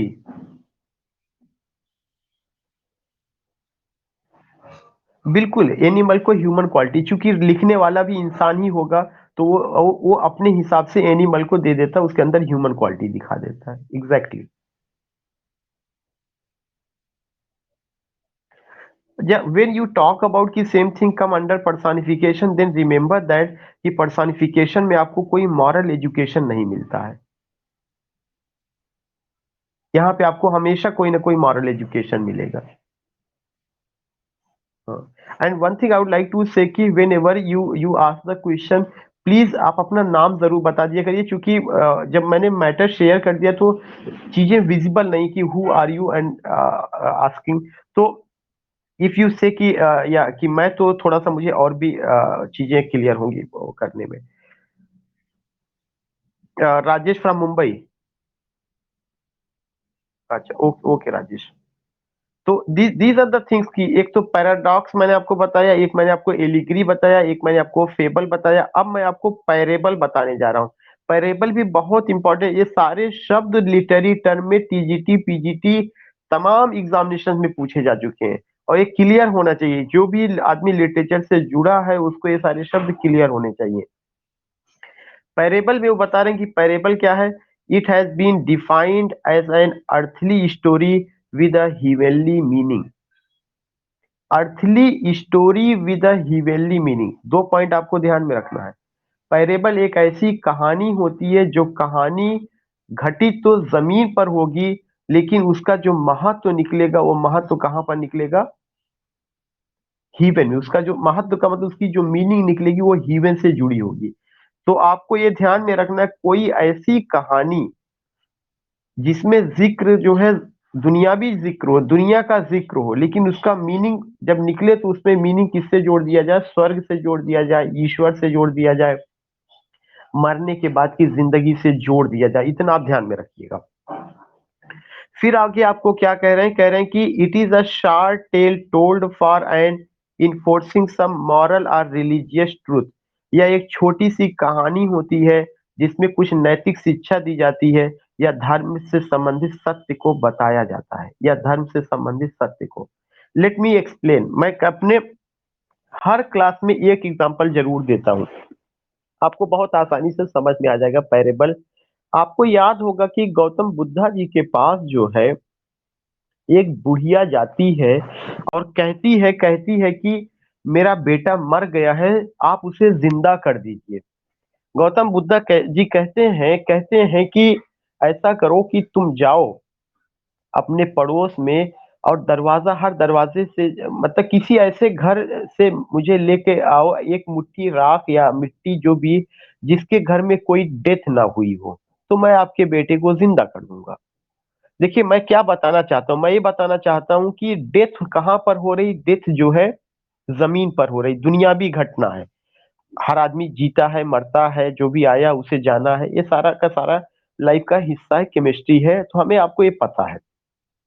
ऐसे ही जब उस बुढ़िया का बेटा मरा तो गौतम बुद्धा जी से रिक्वेस्ट करती है, गौतम बुद्धा जी जो उससे कहते हो, मैंने आपको बताया कि तुम किसी ऐसे घर से एक मुट्ठी राख लेकर के आओ जहाँ पे कोई मौत ना हुई हो।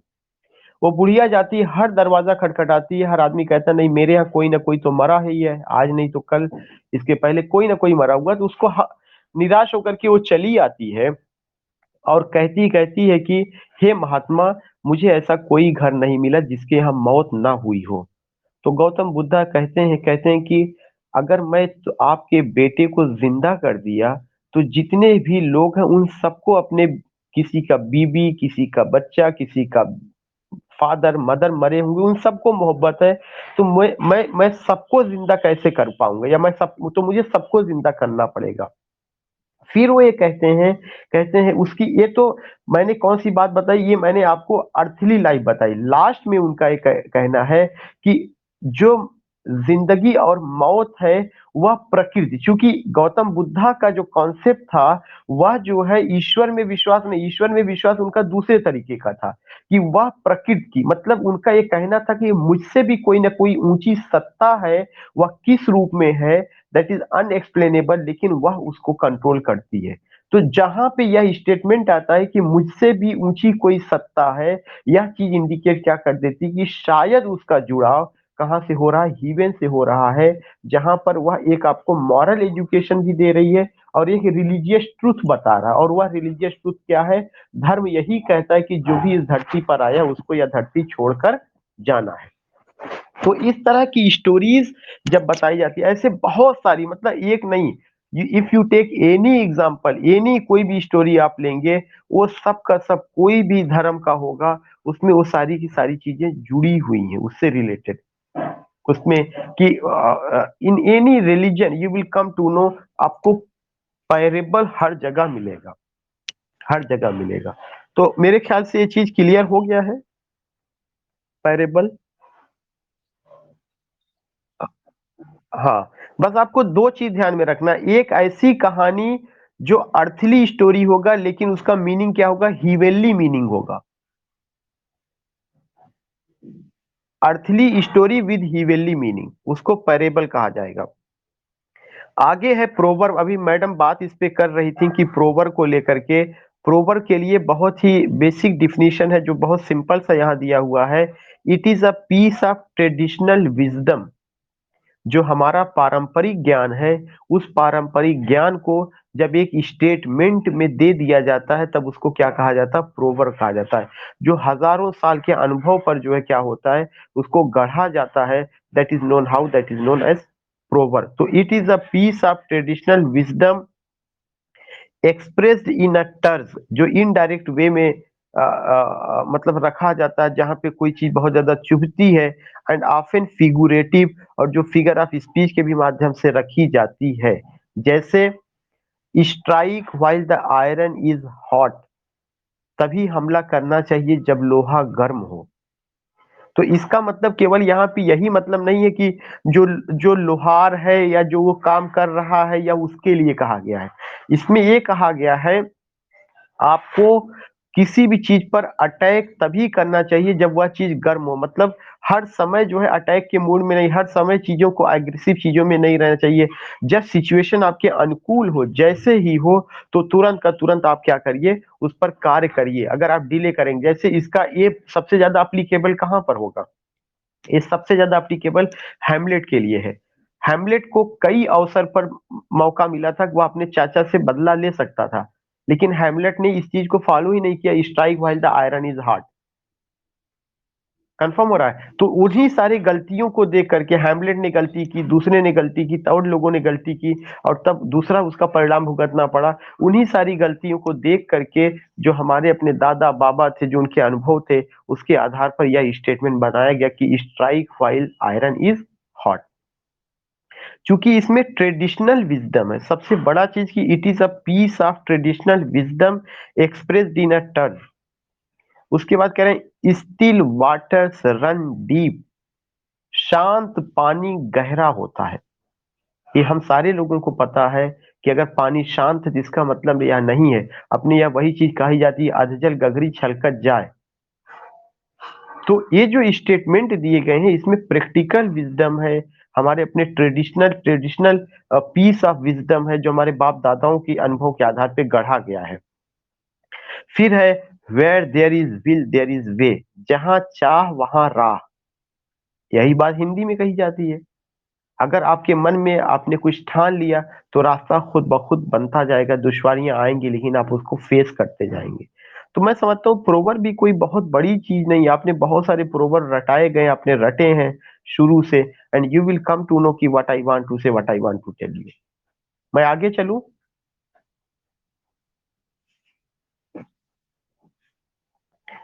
नेक्स्ट फिगर ऑफ स्पीच है सिनेकडॉकी, सिनेकडॉक, सिनेकडॉकी आपको पढ़ना है, सिनेकडॉके। SYNDOCH, सिनेक्डोके, SYNECDOCH। It is a special form of मिटोनमी, यह एक स्पेशल फॉर्म है मिटोनिमी का। It is a special form of मिटोनमी, कह रहे हैं कि जो सिनेक्डोकी है यह एक स्पेशल फॉर्म है मिटोनमी का। इट्स नेम, इसका मतलब होता है means literally the understanding of one thing by another. Synecdoche में एक चीज ये होता है कि एक चीज के माध्यम से दूसरी चीज को समझा जाता है या समझने की कोशिश की जाती है। तो मैं फिर से आपको बता दूं, यह एक फिगर ऑफ स्पीच है और यह क्या होता है मिटोनिमी जैसा ही होता है, लेकिन इसमें एक चीज के माध्यम से दूसरी चीज को समझने की कोशिश की जाती है। नाउ अब मैं पेज को चेंज कर रहा हूं, आपको और क्लियर हो जाएगा।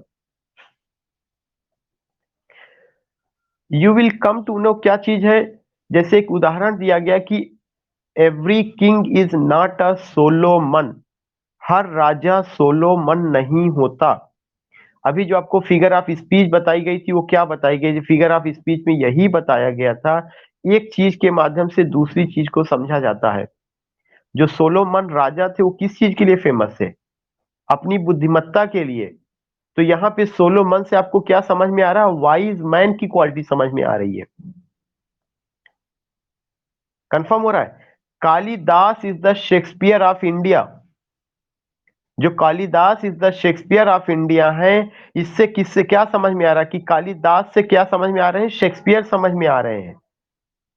अगर फिर आपका यूज किया गया कि give us this day our daily bread, तो यहाँ पे जो आया हुआ सेनेक्डकी किस में आया हुआ है, डेली ब्रेड में आया हुआ। कैसे आया हुआ है, गिव अस, हमें दीजिए, दिस डे, आज के दिन, डेली ब्रेड। डेली ब्रेड का मतलब जीविकोपार्जन का साधन आप हमें मुहैया कराइए, हमें फूड दीजिए, खाना दीजिए, daily bread, source of income हमारे लिए व्यवस्था की जाए। या बहुत सिंपल सा अगर मैं ये कहने की कोशिश करूं कि ही इज मॉडर्न शायलाक, वह आधुनिक शायलाक है, तो क्या आपको ये नहीं समझ में आता कि शायलाक की पहचान किस रूप में थी। वह लोगों को पैसा उधार देता था, ब्याज पर, सूद पर। तो अगर आप यहाँ पे शायलाक वर्ड आया हुआ तो शायलाक तो आदमी का नाम है, लेकिन यहाँ पे क्या समझ में आ रहा है, ही, वह जो ही है वह क्या है, वह शायलाक से भी बड़ा जो है, शायलाक है मतलब सूद पर पैसा देने वाला है। Are you getting my point. कोई प्रॉब्लम तो आई नहीं सिनेक्डाकी में। सिनेक्डाकी एक ऐसा फिगर ऑफ स्पीच है जिसमें एक चीज के माध्यम से हम दूसरी चीज को समझने की कोशिश करते हैं। जैसे सोलोमन के माध्यम से वाइज मैन की क्वालिटी समझ में आ रही है। कालिदास जो बहुत बड़े साहित्यकार थे, ड्रामेटिस्ट थे, उनके माध्यम से शेक्सपियर की क्वालिटी समझ में आ रही है कि शेक्सपियर जो इंपॉर्टेंस कालिदास का इंडिया में था, वही इंपॉर्टेंस किसका रहा है, शेक्सपियर का है। जो हमारा डेली ब्रेड है वह क्या इंडिकेट कर रहा है, वह इंडिकेट कर रहा है कि हमें वर्क चाहिए। जब वर्क होगा तभी हमें क्या मिलेगा, फूड या लाइवलीहुड की चीजें मिलेंगी। उसके बाद आपका है मेटोनमी। अब मैं थोड़ा सा जल्दी करूंगा क्योंकि मुझे भी कॉलेज जाना है। तो आप बता सकते हैं टाइम क्या हुआ, क्योंकि मेरे में अभी शो नहीं कर रहा है। Can you tell me. मैं सोच रहा हूँ कि मैं फिगर ऑफ स्पीच कंप्लीट कर दूं, तो विद इन 2 और 3 मिनट। जो मेटोनिमी है, मेटोनिमी एक तरह का फिगर ऑफ स्पीच होता है। इसमें कह रहे हैं कि it means literary substitution of name. जो मेटोनिमी है यह भी एक तरह का फिगर ऑफ स्पीच होता है, और इसमें क्या दिखाया जाता है कि यह जो है आपका क्या होता है, इट्स अ लिटरेरी, इसमें सब्सटीट्यूट कर दिया जाता है उस एक शब्द की जगह कोई दूसरे शब्द को, इसीलिए। ठीक है रेशमा। तो इसमें क्या बताया गया, इट मीन्स, इसका मतलब है लिटरेरी, साहित्यिक रूप से substitution of name. Substitution of name का मतलब एक नाम की जगह कोई दूसरा शब्द या कोई दूसरी चीज लाके वहां पे रख दी जाएगी। जैसे the pen is mightier than the sword, जो कलम है वह जो है तलवार से ज्यादा शक्तिशाली है। हमें आपको पता है कि कलम तलवार से ज्यादा शक्तिशाली नहीं हो सकती। इसका मतलब यहाँ पे ये कहना चाहते हैं, चाहे आप कह दीजिए कि the journalist is mightier than the soldier. Pen किसके लिए आया है, जर्नलिस्ट, पत्रकार के लिए, कि एक पत्रकार किसी जो है, और स्वर्ड का यूज कौन करता है, साइन करता है। तो शायद ये बताना चाहते हैं कि जो पत्रकार है वह किससे ज्यादा शक्तिशाली है? सोल्जर से ज्यादा शक्तिशाली है। तो पेन की जगह किसका यूज किया जा सकता है? पेन की जगह जो है जर्नलिस्ट का, और सोल्जर की जगह किसका, सॉरी, स्वॉर्ड की जगह किसका यूज किया जा सकता है? आपका सोल्जर का यूज किया जा सकता है। इसीलिए लिखा गया कि मेटोनिमी एक फिगर ऑफ स्पीच है जिसमें सब्स्टिट्यूशन ऑफ नेम होता है, और उसमें चीजों को बदल दिया जाता है, सब्स्टिट्यूट कर दिया जाता है। आगे कह रहे हैं कि the press is great power. जो प्रेस है वह जो है क्या है? ग्रेट पावर है। प्रेस से क्या मतलब है? प्रेस का मतलब, प्रेस को जो है यहाँ पर क्या कहा जाता है? डेमोक्रेसी का चौथा स्तंभ, फोर्थ पिलर, या फ्रीडम ऑफ एक्सप्रेशन, या एग्जैक्टली फ्रीडम ऑफ एक्सप्रेशन। उसके बाद वर्ड आ रहा है ही इज अ गुड ओर का मतलब आप जानते हैं पतवार जिससे नाव वगैरह खेई जाती है। यहाँ पे ओर की जगह कौन सा मिटोनिमी के हिसाब से आना चाहिए? तो सेलर, वह एक अच्छा नाविक है। He is a good oar, he is a good sailor. उसके बाद आप देख रहे हैं कि हाइपरबली है। हाइपरबली बहुत बताने की जरूरत नहीं है। हाइपरबली एक फिगर ऑफ स्पीच होती है जिसमें चीजों को बढ़ा चढ़ा करके दिखाया जाता है। इट मीन्स एग्जैजरेशन, ये सब आप पढ़ चुके हैं। एग्जैजरेशन, बढ़ा चढ़ा के। It represents things greater or less better than they really are.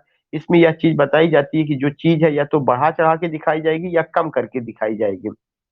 जैसे I drink oceans of tea, मैं समुद्र भर चाय पी डाला। Belinda smile and all the world was gay, Belinda मुस्कुराई और पूरी दुनिया खुश हो गई। शमीम तो खुश नहीं हुए थे।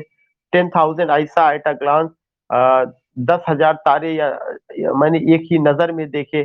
तो ये जितने भी स्टेटमेंट दिए जा रहे हैं वे सब किसके हैं? हाइपरबली के हैं। You know it very well. Hyperbole क्या है वो जरूरत नहीं बताने की, वो आपको पता है कि हाँ बहुत बढ़ा चढ़ा के उसमें चीजें कही जाती हैं। फिर आपका क्या है? एपास्ट्रॉफी है। एपास्ट्रॉफ में क्या? एपास्ट्रॉफ वर्ड कर, एपास्ट्रॉफी नहीं, एपास्ट्रॉफ। एपास्ट्रॉफ में क्या है? एपास्ट्रॉफ में एक चीज किया जाता है कि जो डायरेक्ट इसमें क्या होता है? एड्रेस किया जाता है किसको? एक आदमी को। और वह आदमी जो है क्या होगा? या तो absent होगा या तो डेड हो चुका होगा, या तो इसमें किसी इनएनिमेट ऑब्जेक्ट को या आइडियाज को या abstract आइडियाज को क्या किया जाता है? एड्रेस किया जाता है। एपास्ट्रॉफ थोड़ा सा आप ध्यान से समझ लीजिएगा। एपास्ट्रॉफ एक ऐसा फिगर ऑफ स्पीच है जिसमें किसी आदमी को डायरेक्ट संबोधित किया जाएगा, लेकिन जिस आदमी को संबोधित किया जाएगा वह आदमी या तो मर चुका है या तो वह मौजूद नहीं है। मौजूद मतलब अब्सेंट होगा। एक चीज तो ये होती है। दूसरा चीज ये होता है कि इसमें किसी निर्जीव, इनएनिमेट का मतलब निर्जीव, कभी कभार किसी निर्जीव ऑब्जेक्ट को भी ऐसा प्रेजेंट किया जाता है कि जैसे वह जो है क्या हो, हमारे सामने मौजूद हो। और फिर कह रहे हैं कि यह कभी कभी क्या होते हैं कि abstract आइडियाज, कोई ऐसे विचार हमारे अंदर आते हैं, उनको ऐसा प्रेजेंट किया जाता है। जैसे Milton thou should be living at this hour. आपको ये पता है कि ये लाइन विलियम वर्ड्सवर्थ की है। मिल्टन 1802 या लंदन 1802 पे उन्होंने लिखा हुआ था। और ये लाइन क्या बता रही है? ये लाइन ये बता रही है कि मिल्टन अब इस दुनिया में नहीं है।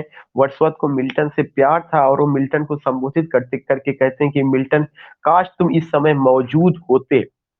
तो मिल्टन को तो डायरेक्ट एड्रेस किया जा रहा है, लेकिन मिल्टन 1674 में ही मर गए थे। तो इस तरह का जो फिगर ऑफ स्पीच होगा उसको क्या कहा जाएगा? एपास्ट्राफ, कि इसमें किसी व्यक्ति को एड्रेस किया जाता है। वह व्यक्ति जो है या तो मर चुका है या तो मौजूद नहीं है, और या तो कभी कभी निर्जीव वस्तु को भी ऐसे एड्रेस किया जाता है। दूसरा एग्जाम्पल है ओ वाइल्ड वेस्ट विंड। हमें पता है कि जो वाइल्ड वेस्ट विंड है वह निर्जीव है। ये कहाँ से लिया गया? Ode to the west wind से लिया गया। O wild west wind, thou breath of autumn's being. तो उसमें उसको वो किया गया है। पर्सोनिफिकेशन में क्या किया जाता है? पर्सोनिफिकेशन एक तरह का मेटाफर का दूसरा रूप है जिसमें निर्जीव चीज को सजीव रूप दिया जाता है। आपको ये ध्यान में रखना है, निर्जीव चीज को या abstract आइडियाज को सजीव रूप दिया जाता है। इसमें एड्रेस नहीं किया जाता। एपास्ट्राफ में एड्रेस किया जाता है, लेकिन इसमें जो है पर्सोनिफिकेशन में एड्रेस नहीं किया जाता, बल्कि उस अमूर्त चीज को मूर्त रूप दिया जाता है, निर्जीव चीज को सजीव रूप दिया जाता है। जैसे opportunity knocks the door but once. मौका ने एक ही बार दरवाजा खटखटाया। दरवाजा खटखटाने का काम कौन करेगा? जो सजीव आदमी वही तो कर पाएगा। लेकिन यहाँ पे क्या है, मौके की तो मौके को ही सजीव के रूप में प्रेजेंट किया जा रहा है। Death lays his icy hands on kings, मौत ने अपना बर्फीला हाथ राजा के ऊपर रखा। हमें पता है कि मौत जो है क्या है, एक abstract है, एक अमूर्त चीज है, लेकिन उसको पर्सनिफाइड, उसमें हाथ पैर सब दिखा दिया गया। इसका मतलब वह पर्सनिफिकेशन हो गया। नेक्स्ट आपका मेटाफर है। मेटाफर के लिए कुछ नहीं करना, आपको पता है कि मेटाफर इम्प्लाइड सिमिली होता है, हिंदी में रूपक अलंकार। जब दो चीजों के बीच में कोई समानता दिखाई जाती है और दोनों को एक मान लिया जाता है, एक रूप दे दिया जाता है, तो वही आपका क्या है, मेटाफर। लाइक होता है, और यहाँ पे सो एज लाइक नहीं है। आई डोंट नो कि ये कैसे जो है वो हो गया, फिर से मुझे शेयर करने दीजिए, let me share. Just I want to know कि बहुत आपको देर तो नहीं हो रही, चूंकि आप लोगों में से हो सकता है कुछ लोगों को कॉलेज जाना हो।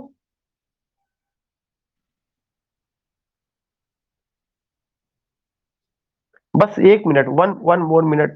क्योंकि अगर ये नहीं होगा ना, तो फिर इसकी रिकॉर्डिंग कहाँ से मैं कर पाऊंगा, फिर वो उसी पे रह जाएगा, और फिर वही फिगर ऑफ स्पीच चीजें करना होगा। 1 मोर मिनट। तो you will come to know कि जो मेटाफर है या इम्प्लाइड सिमली है, और जो मेटाफर होता है उसमें सो एज और लाइक का यूज नहीं किया जाता है। सिमली में सो का यूज, एज का यूज और लाइक का यूज किया जाता है। इस तरह की चीजें आपको पता है, तो already you have gone with metaphor, you have gone through simile in intermediate BA first year, and when you were doing post graduation, and I don't think that you will face any problem।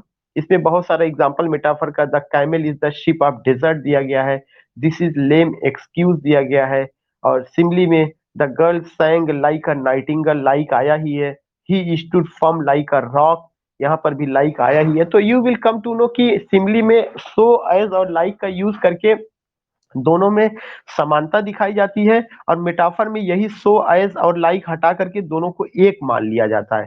तो I hope you all have enjoyed this session. Please give your feedback. 1 minute और मैं लूंगा। यहाँ पे लिखा हुआ classification of the ages of English literature, इसको learn कर लीजिएगा।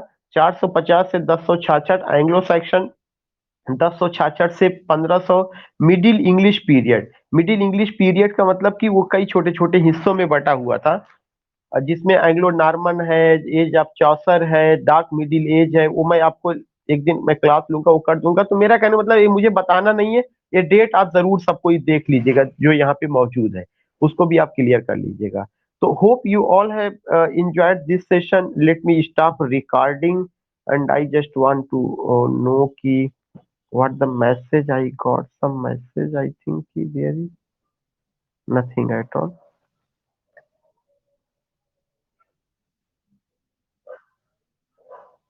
या राजेश जी या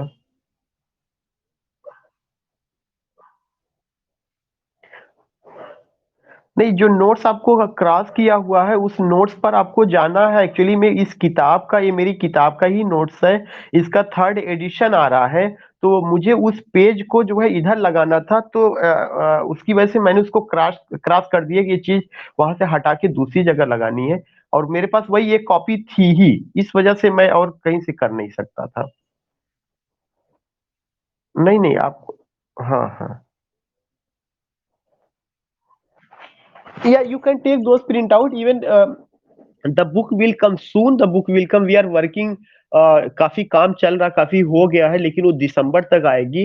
तो वो किताब में आपको सब मिल जाएगा, और बहुत ऐसी बड़ी चीज नहीं रहेगी उसमें। लेकिन जो है किताब ही वो चीज नहीं, सबसे बड़ा चीज तो एक्सप्लेनेशन, जब तक उसका एक्सप्लेनेशन नहीं होगा the beauty will not come ultimately. तो वो चीजें रहना चाहिए। अच्छा, दूसरा चीज की, आई डोंट नो कि कैसे मेरे में अटेंडेंस 75 लोग रजिस्टर्ड हैं, अटेंडेंस 113 की दिखा रहा है। इसका मतलब कहीं पे क्लास को शेयर किया गया फेसबुक वगैरह पे जो है, और लोग जुड़े हैं वहां से। Just I want to know one thing, Vinod Kumar ji, Krishna ji, Dharmapriya ji, Devesh भाई,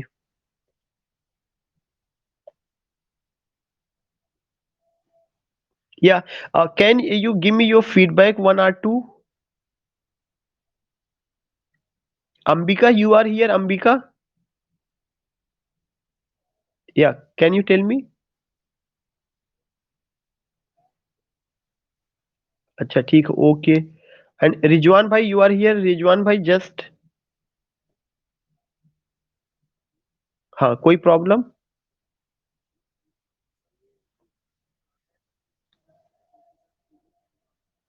पीडीएफ मैंने ग्रुप में रिजवान भाई भेज दिया है। आप पीलीभीत से ही है ना?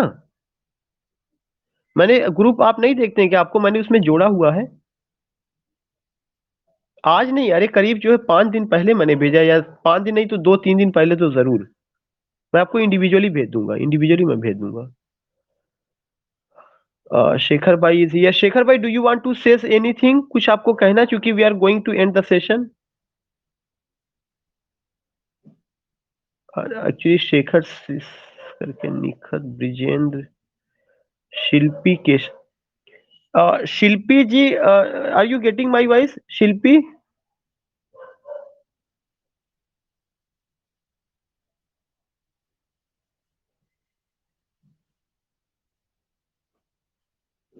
ठीक है, now we are going to end the session, okay.